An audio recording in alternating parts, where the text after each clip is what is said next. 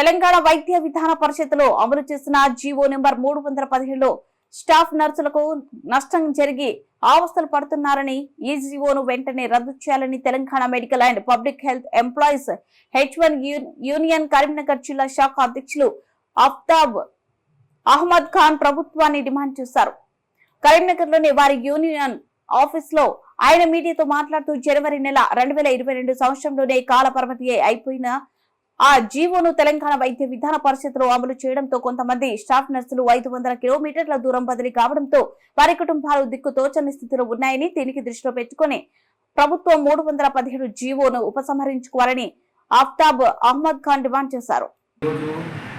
ముఖ్యంగా చెప్పుకున్నారంటే వైద్య విధాన పరిషత్లో జరిగిన 317 యొక్క జియో అమలు చాలా ఘోరంగా జరిగింది. అది 317 జియో 2022 జనవరికే దాని సమాప్తం అయిపోయిన తర్వాత కూడా ఇప్పుడు దానిపైన 317 అమలు జరగడం జరుగుతుంది. అది అన్యాయంగా జరుగుతుంది. దానికి గవర్నమెంట్ దృష్టి సారించాలి. ఈ 317 మీద జరిగిన అన్ని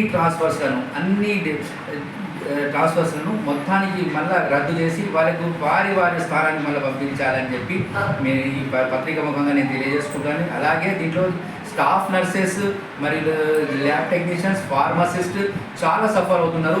ల్యాబ్ టెక్నీషియన్స్ మరియు ఈ స్టాఫ్ నర్సెస్ ఒక్కొక్కరు 500-600 కిలోమీటర్ల దూరంలో వాళ్ళని విసిరేయడం జరిగింది. ఆ లేడీసు ఈ 500-600 కిలోమీటర్ల ప్రయాణం చేయడం అనేది చాలా ఇబ్బందికరమైన మాట. ఇంతకీ నేను చెప్పేటంటే వైద్య విధాన పరిషత్లో జరిగిన యొక్క 317 యొక్క ట్రాన్స్ఫర్స్ దీన్ని వెంటనే రద్దు చేసి యథాతథ స్థానంలో వాళ్ళని పంపించాలని చెప్పి నేను ఈరోజు ఈ పత్రిక ముఖాన్ని తెలియజేసుకుంటున్నాను. అలాగే వైద్య ఆరోగ్య శాఖలో ఉన్నాం, చాలా మంది చాలా ప్రాబ్లమ్స్ సఫర్ అవుతున్నాము.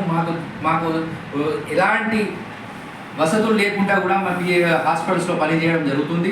కావున వైద్య విధాన పరిషత్తు మరియు డైరెక్టర్ ఆఫ్ హెల్త్ను ఒకటి చేసి ఈ యొక్క సర్వీసెస్ను గవర్నమెంట్ ఒకటే అంబ్రెల్లా కింద తీసుకొస్తే బాగుంటుందని చెప్పి మనం ఆలోచిస్తూ గవర్నమెంట్కి మేము సూచిస్తున్నాము. మేము గవర్నమెంట్కి చెప్పేది ఒకటి, అయ్యా మేము పని చేస్తాము కానీ మాకు మంచి పని చేసుకోండి. హాస్పిటల్స్ని డెవలప్ చేయాలి అంటే వైద్య విధాన పరిషత్ కూడా 100% అవసరము.